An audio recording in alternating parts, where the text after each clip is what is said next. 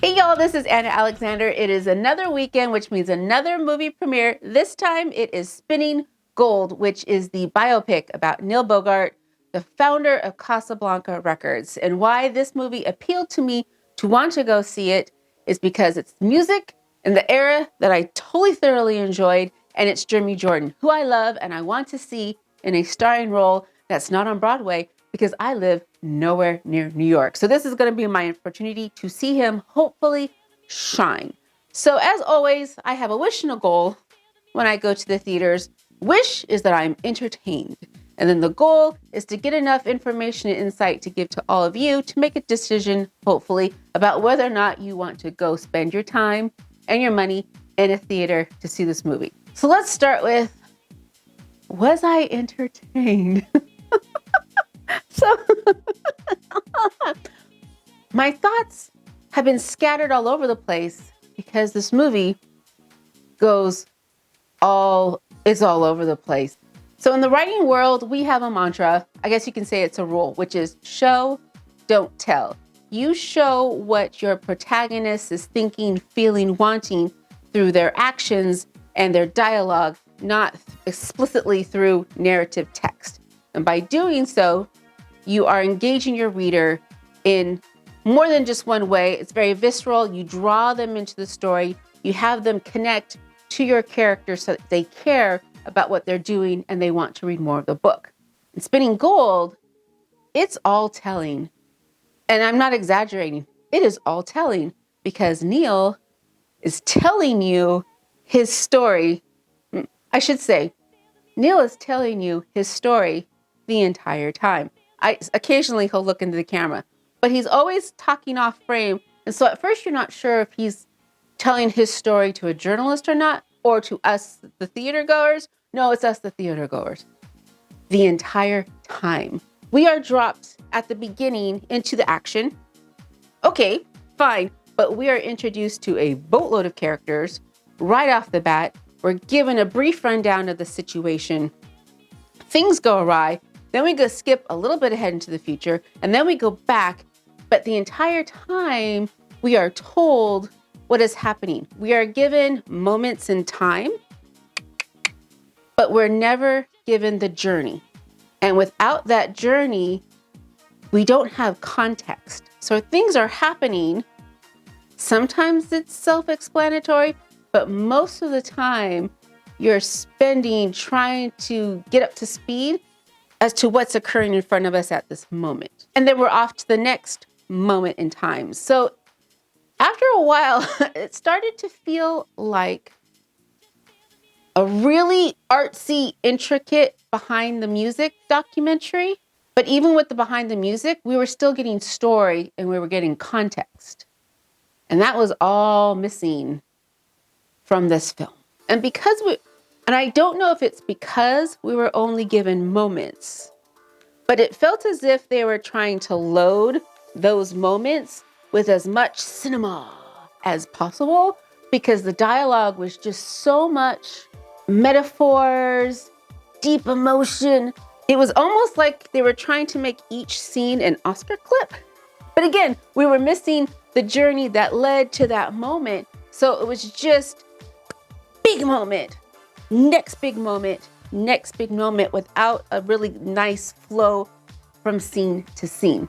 Story of Neil Bogart, there's a lot happened. There's a lot of information. And it seemed as if they were trying to fit it all into one movie, as much and as big over the top as they could. And it was almost too big. It came off as trying. They were trying so hard. There's so much trying. There was so much trying. It was trying too hard. It's just trying too hard. And I don't know where exactly went awry because the cast list is amazing. Jeremy Jordan, great. Jason Isaac, great. Jay Farrow, we had Dan Fogler. We had Chris Reed. I mean, there was so many people in it. Cast list is great. What happened? Where did it go awry? Visually, some scenes were spot on great. I really enjoyed it. I love being in the world. I love seeing what was going on. And then other times, again, what happened? One scene in particular was a scene between Neil and his father. They're at a racetrack and it is so green screened. You know, everything around them was a green screen except for the hot dog cart and the two of them. And I'm just thinking, why? Why did we go this way to film the scene? There's another one.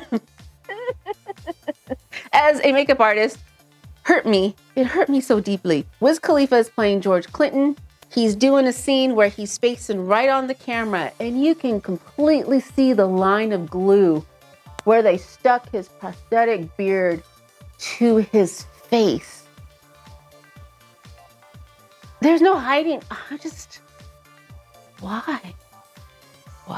But was it just me? For a second, I'm thinking, is this just me? Am I the only one thinking something is awry? So what did the rest of the audience that was with me thought? Partway through the film, someone's cell phone goes off. Major theater going sin, right? Right. Oh, but wait. She answered it on speakerphone and then had a conversation with her husband or whoever and her daughter for a good couple of minutes before she stopped, turned off. Yeah. And then I don't know if it was 10 or 15 minutes after that, somebody took a nap. They took a long, good nap, all during the second part of the Donna Summer story because I could hear their snores from 4 rows away.